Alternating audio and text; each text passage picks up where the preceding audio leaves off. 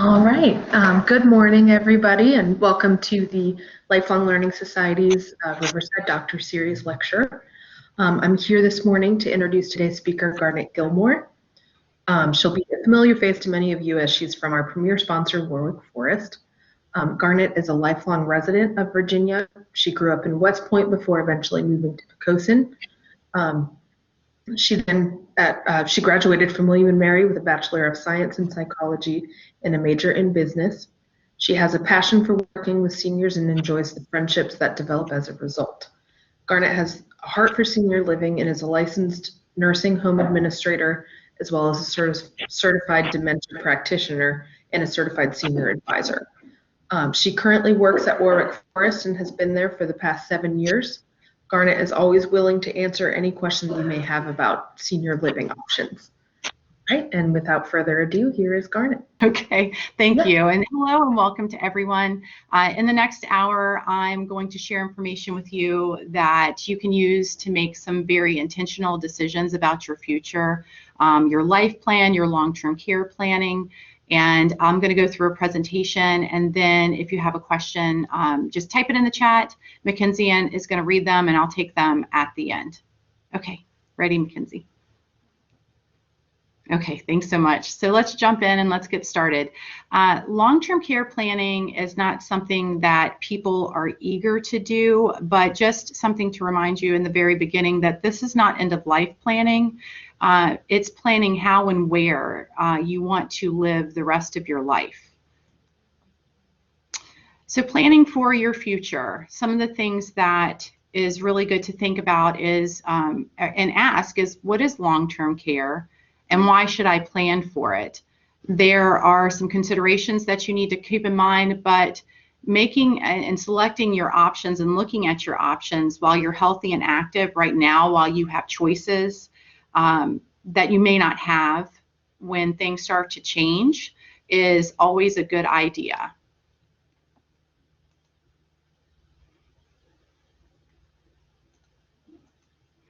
So let's talk about you and just take a moment to think about your future. So think about your hopes and dreams.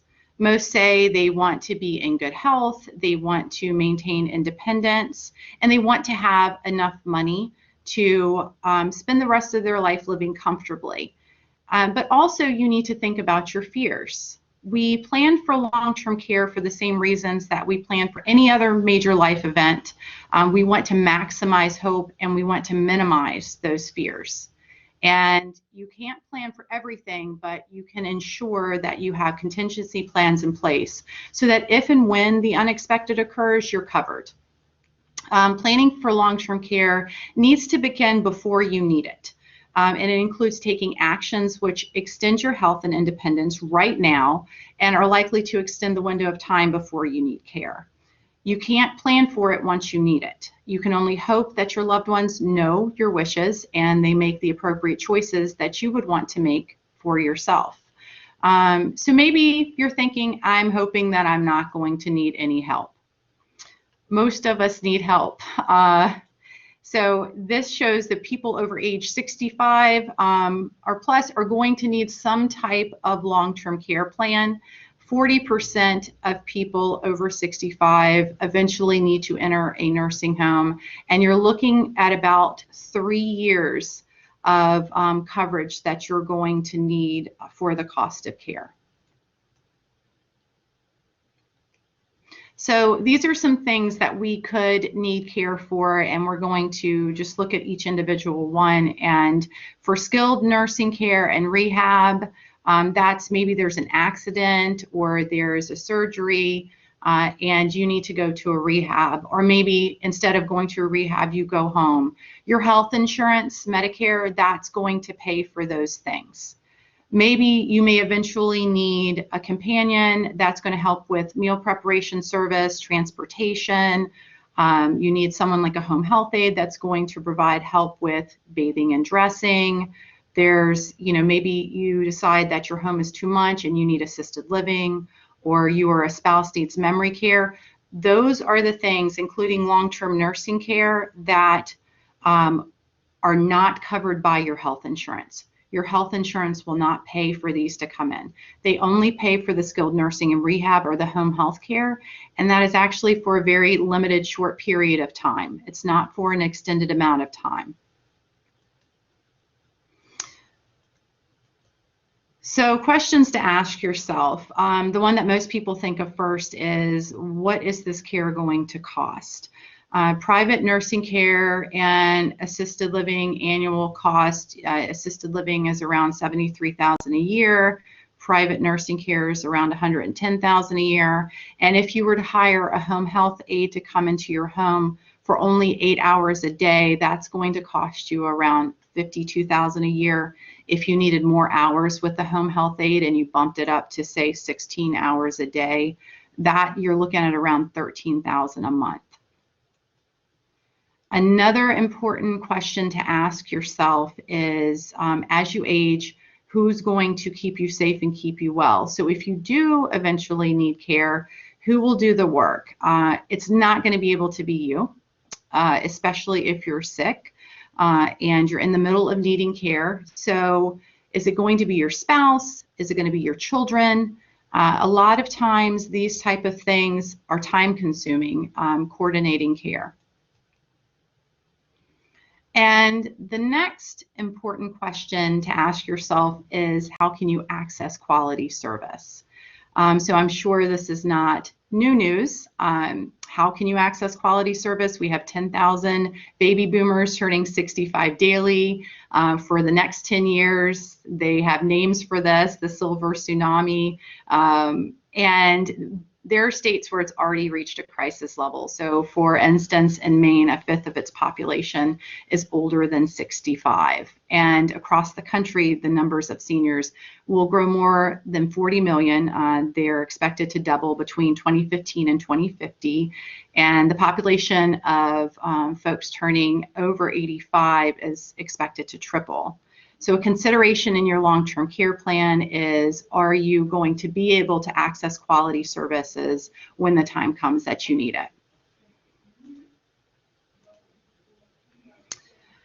So I have a really great teammate. Her name is Cynthia Stillman, and she likes to look at long-term care planning in these three pillars: financial preparedness, care coordination and advocacy, and access to quality care. And if you're able to fulfill these three things, then you have a great long-term care plan. So you're trying to make sure you're ready financially. You're trying to make sure that there's someone there that will keep you safe and keep you healthy. And then the third is, having access if the time ever comes. So let's look at your options. I think one of the most common things that people know about is long-term care insurance policies, although there still is a lot of questions that surround them. So I wanted to take the time today to just talk about a policy. I pulled a sample policy from one of the folks that I know, and put it up here so we could talk about a few things. This page is typically found in the first few pages of a policy, and it describes benefits that you will receive when you file a claim. So a long-term care policy, when you need care, will begin to pay for your care. And let's talk about a few of the terms that are important to know if you have a policy or you're thinking about getting a policy.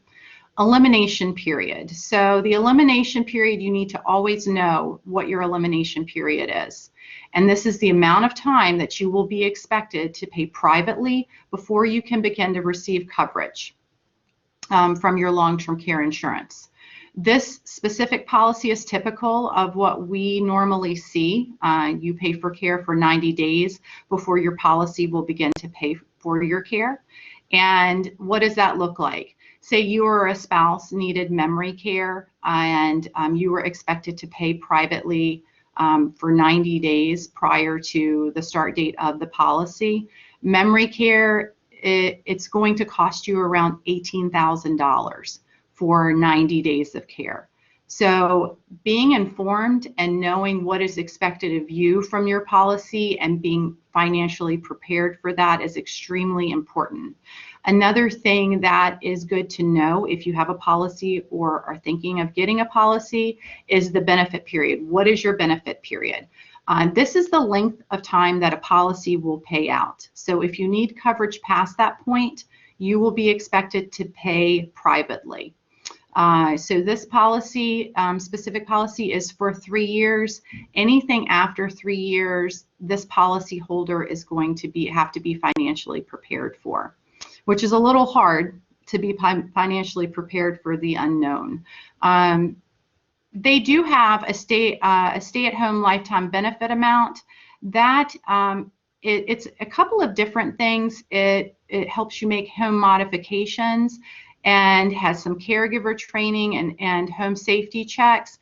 This is similar to having a coordinator, but it is not complex.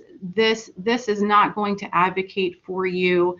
If you need an advocate in your corner, it will develop a long-term care plan, but it is not going to ensure that you have access to quality care. You, your family, your spouse, someone would be expected to be that advocate and to find that access to quality care. So in this particular policy, there are gaps. You're not going to be able to fulfill those 3 pillars. And the coverage amount, I would probably recommend to this person that they supplement their policy to provide some additional financial protection. So let's talk about some additional options that you may or may not have heard about, and these kick in if you feel like, you know, this would be appropriate if you feel like your long-term care policy coverage isn't adequate, or if you don't have coverage at all. And a lot of times when you're, you know, thinking about what your plan for the future is, the next 2 options that we're going to talk about are going to be able to prolong your independence, lift burden off of your children, and ensure that you have access to care. So the first would be a continuing care retirement community. I'm sure that everyone has probably heard of these, but just let's cover a few checkpoints on those. Continuing care retirement communities are often referred to as a CCRC, or also called a life plan community. They typically have an age where they have an age for people that are moving in. You have to be above 55 is what we typically see. And this is for people that want to eliminate the burden of home maintenance, things like that, and just get out of their home and go to a community where they can receive care through the different phases of the aging process. There is support designed to keep you safe in your apartment or cottage. It includes maintenance, housekeeping. You have a portion of meals, transportation, events, fitness, and it offers different types of housing if you do need additional care. So there's assisted living, there's memory care, and that's going to change with you as you need that care. And then, of course, there's an offer, it offers options for financial protection against the cost of care. So with a CCRC, or a life plan community, the community is built with you in mind. There's transportation, there's in-home technology, that's like an emergency response system. There are wellness programs, and those may look like a fitness class or a saltwater pool with the exercise, aqua aerobics. There often is a clinic on campuses that are CCRCs where you can have easier access to your primary care. And then if you ever need any type of facility-based care, it is there. So you have assisted living, memory care, rehab, and long-term nursing care. And the whole goal of the community is to help you stay independent longer in your apartment or cottage. And when you need care, healthcare is available on campus, and you will always have priority access. So another type of program that you can consider when you're developing your life life care plan is a continuing care at home program. So for a continuing care at home program, you stay in your home. You don't move from your home. It's a membership-based program. It also has that age of 55 plus, and you're planning ahead. You're going to age in place for now or forever, and it's similar to a continuing care retirement community, but in this case, it comes to you. It provides comprehensive support, and it keeps you comfortable in your home for as long as you want to be there. A lot of times it's referred to as a continuing care retirement community without walls. It includes 24/7 access to the personal services coordinator. That would be a specific person assigned to you. You would get to know them very well. And it offers options for financial protection, just like a CCRC that we just discussed. So with a life care community or a life care plan that's built around you with the continuing care at home program, you're living independently in your home. There's transportation. You will also have in-home technology brought to you. So maybe they will bring an emergency response system to you. Maybe you need a medication dispensing unit. That's something that they will provide. They can provide in-home care. But if you want facility-based care, if staying in your home is no longer a safe option or no longer a viable option for you, they will make sure that you have access to assisted living, memory care, nursing care. And typically how this works is that the program is also contracted with local communities. And so they would be contracted with several local communities to make sure that their clients had access to care if they ever needed it. The goal is the same and just a little bit different. So the goal is to keep you independent longer, but that's going to be to keep you independent longer in your home. So you're getting the financial protection of making sure that the cost of your care is going to come at a reduced cost later on. You're being able to get the access to quality care similar to a CCRC, but this is just going to be in your home. And then if you need care, just like a CCRC, they'll deliver personalized services with specialty service providers to your home. And if you decide to move, the membership will give you priority access to the participating communities. So there's some similarities between a continuing care retirement community and a continuing care at home program. We've already discussed a little bit of the differences, but with the similarities, both will evolve around you. So as your needs change, both will evolve around your changing needs. So it partners with the members and the clients from day one. A lot of people move into communities and they're healthy, they participate in the wellness programs, but the roles of the community and the roles of the continuing care at home program evolves as the client's needs change. In addition, the 24-hour access to health and safety services, including home maintenance, it's going to be the same, both with a continuing care at home program and with a community. Both programs will advocate for the best interest of the person.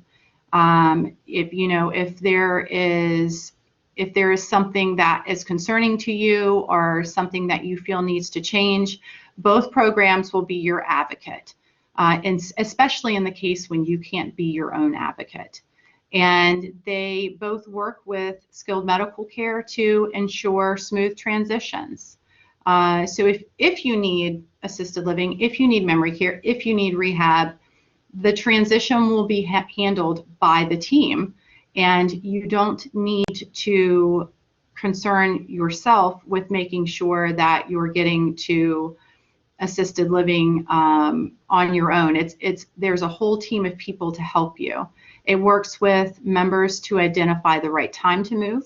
So if there is a concern about safety, whether it's in your independent living home at a community or is still in your same home that you're living in now, they will partner with you and work with you to identify the right time to move in order to keep you safe. And then it will also support your family when you are receiving services.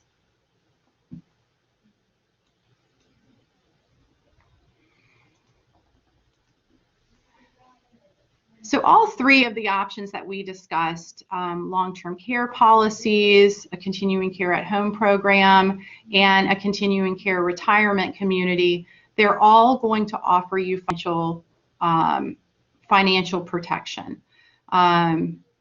With the continuing care at home program, the membership, you sign up for different options. For the communities, that is going to be determined with your entrance fee. So communities have something called a life care contract. With that life care contract in the CCRC, it's going to help you cover your future cost of care. Your future cost of care will come at a lower rate.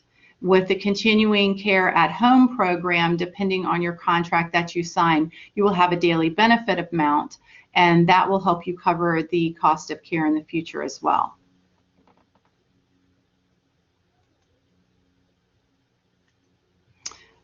So it's also good to point out some differences between the continuing care at home program, CCRCs, versus, so both of those versus the long-term care insurance.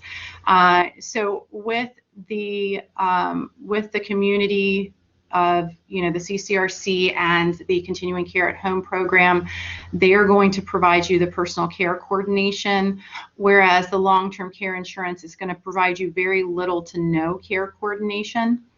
If you need to begin services, you can do that immediately without paying privately first with the continuing care at home and the CCRC.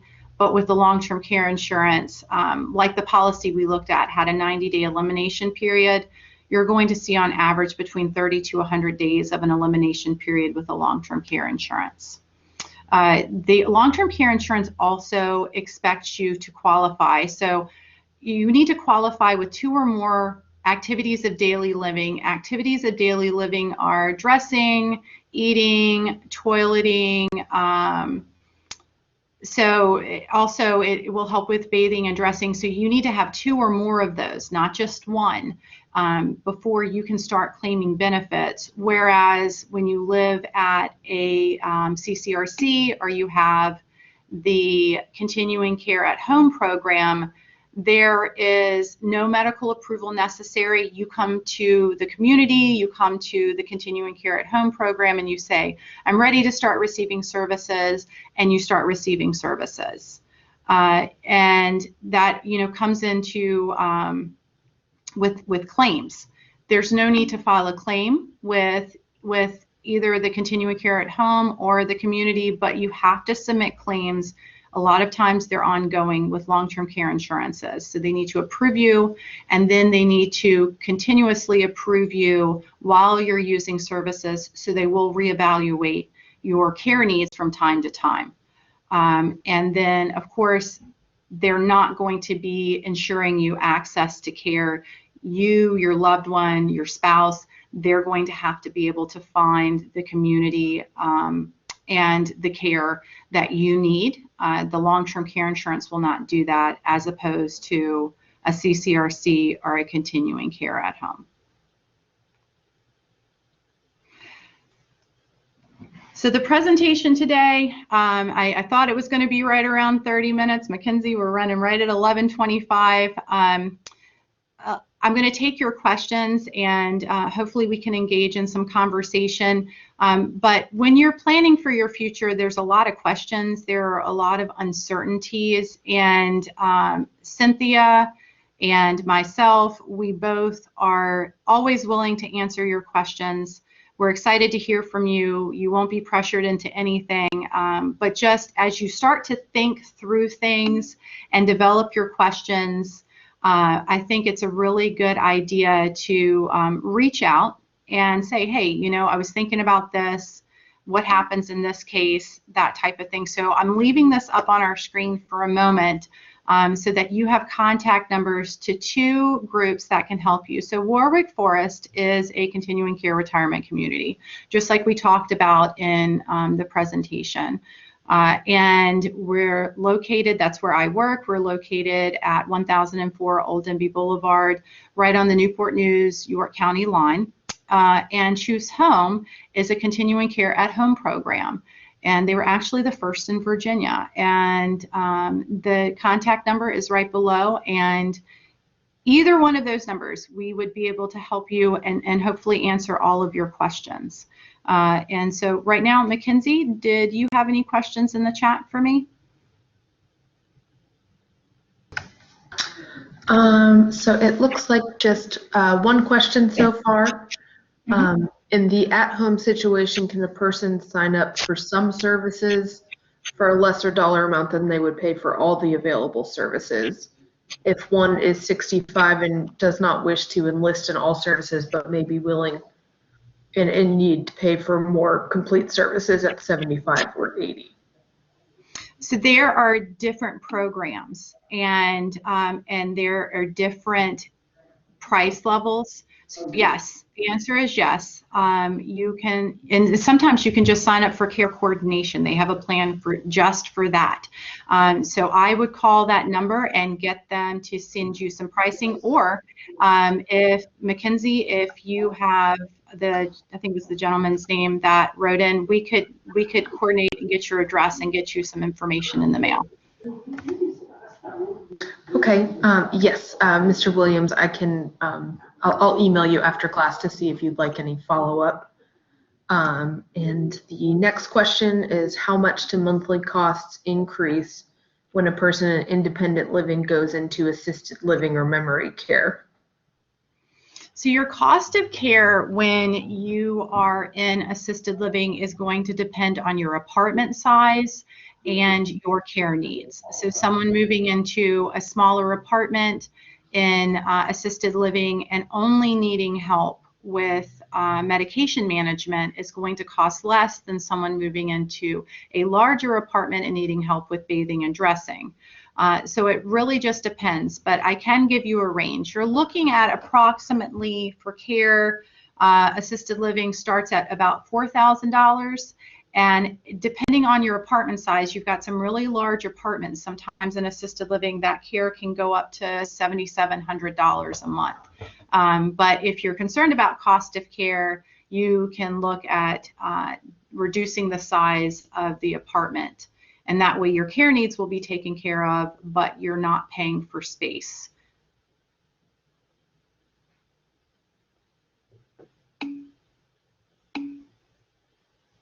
All right, I'm not seeing any more questions, but we'll wait just a moment and see if any more pop into the chat. Again, if you have questions, you can type that in the chat by clicking the purple tab in your bottom right corner. And we'll wait just a moment to see if we have any more.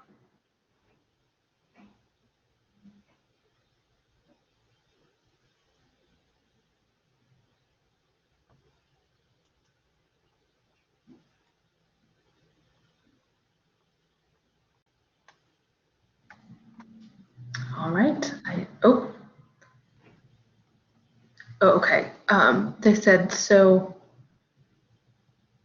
She was looking more for how much the costs increase when you move from one level of care to another. Oh, okay. I see.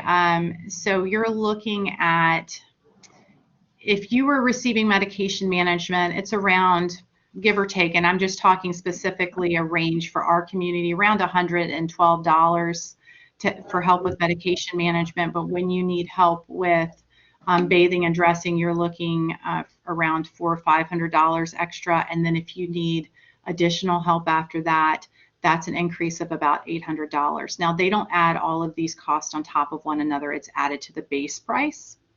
But we can get you specific pricing information of what it is in today's dollars if you would like that. that, Mackenzie can get in touch with you afterwards and we'll mail you out a brochure that shows exactly what the cost of care looks like. And I can even include one of what I call a cheat sheet that I have that details, as the cost of care changed, the exact cost and what that would look like for an exact apartment. All right, the next one is, how do you determine when people move from assisted living to memory care? That's a good question. So a lot of times we coordinate with families. So families are always involved in decisions. You are not, we don't arbitrarily make decisions like that. So we coordinate with families, we talk to families. There's always a doctor or medical professional, whether it's your primary care, neurology, they're going to be involved in those decisions. And really what would be a trigger would be someone is unsafe in their home, where they have a lowered sense of safety awareness, or maybe they there's a fear that they could walk away, wander, and get lost.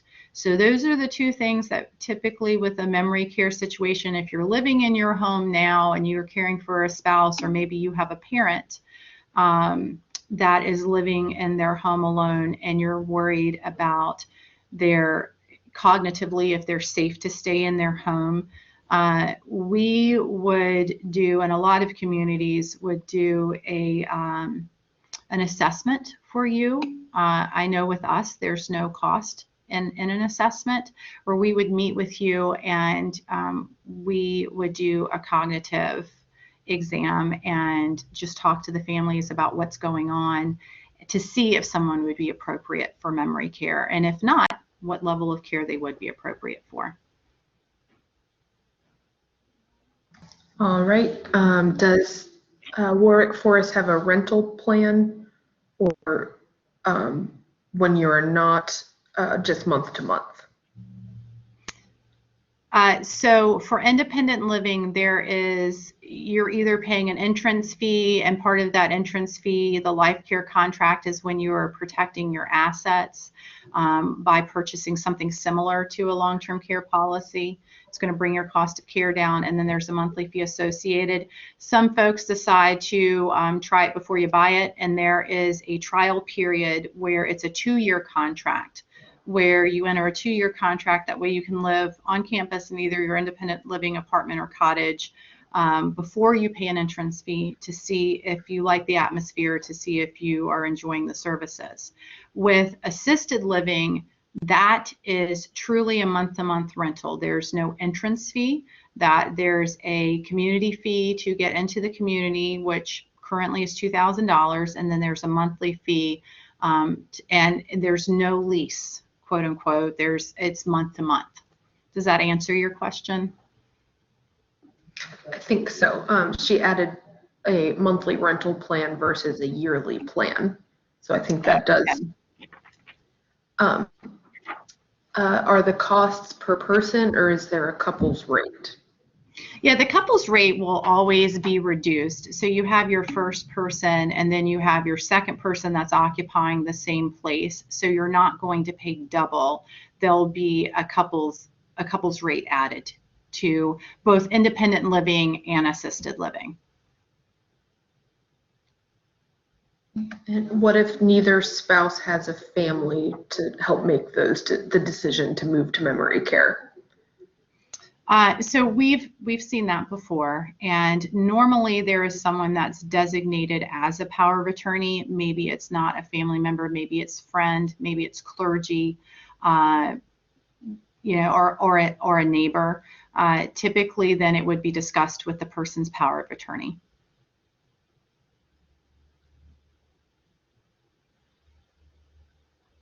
Mackenzie, you're muted. Sorry. Okay. What if both spouses have separate long-term care policies already? So I would suggest having someone review your long-term care policy with you and make sure your coverage is good, and we can compare it to today's rates for the cost of care. Again, either Cynthia or myself will meet with you and talk to you about that and look over it with you. And that doesn't need to be face-to-face. Obviously, now we're in a little bit more challenging times. It can be face-to-face, or it can be over Zoom. And we can do it right from the comfort of your home and just meet over Zoom and talk about it. And what we can do is we can look at your elimination period, talk about finances a little bit, what your goals are, and then the cost of care, whether it's moving to independent living, staying in your home, till you need assisted living, whatever it is, and that would help you fulfill your goals, and how that would work in conjunction with a long-term care policy. So for example, if someone with a long-term care policy wanted to move into Warwick Forest, they would not pay for a life care contract if their long-term care policy was strong. They would pay a lower entrance fee called a life plan contract, and that is significantly less, and it pairs very well with a long-term care insurance policy. Right, and it looks like we have one last question, is what is an approximate entrance fee in your community? So just like the rates that we were talking about before, it's going to depend on how many people are coming into the community and also the size of the apartment or cottage selected. So for example, it starts at $161,599 for an entrance fee, and then goes up depending on the contract chosen, whether it's for a single person or it's for a couple, and the size of the apartment or cottage. And what you could do is you could look at our website. We have a great new website. It just launched on the 31st of March, and you could look at our floor plans, and if you had specific pricing questions about the floor plans, you can either call us or send us a contact us form. You can include your email if email is what you prefer to communicate by, and we could get you all of the pricing information for the different size apartments and cottages and contracts.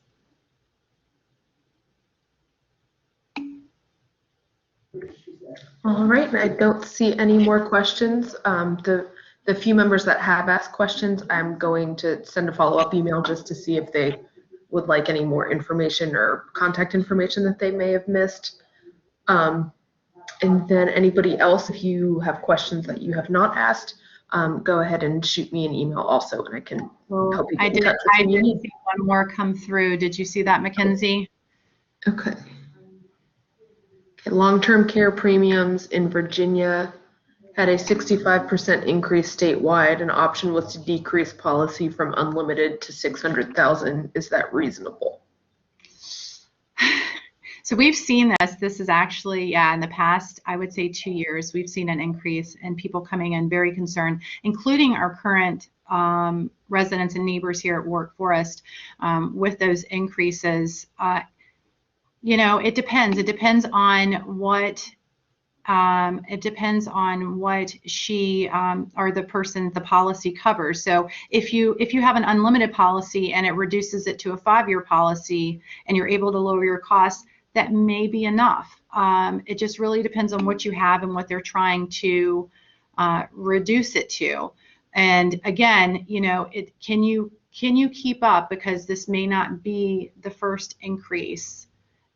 They may continue to increase your pricing per month, and so are you going to be able to keep up with that until you need services? You're going to be paying for that monthly or yearly up until the time when you start to claim services, and so I don't think it's reasonable. To be very honest, I don't think it's reasonable with a life care contract, for example. You typically pay for your coverage, your future healthcare coverage, with the sale of your home. There's no additional monthly fees, and then you have coverage as long as you stay, within the Riverside Health System. You have the life care coverage for life, and so I don't think that the long-term care policy increases are reasonable. I think that they've probably robbed Peter to pay Paul. They gave out a lot of unlimited policies in the very beginning, and now they're having to pay out on them. And so they're increasing everyone's rates or trying to lower your future services in order to compensate for that. That may be a little bit of my personal opinion, but it just seems like that's what's happening, and it's created almost like a panic for some of our members that are here and some of our folks that are currently moving in. You come to expect something and then they don't deliver on what they promised. It can be very frustrating. All right. Well, I don't see any more questions. Again, email me if you have any follow-up questions, and I'll put you in touch with Garnet. But I think that is all for today. Yep, and we can also get you in touch with Cynthia as well. Yes. Thank you so much, Mackenzie. Thank you, Garnet. Great to have you here. Okay, bye.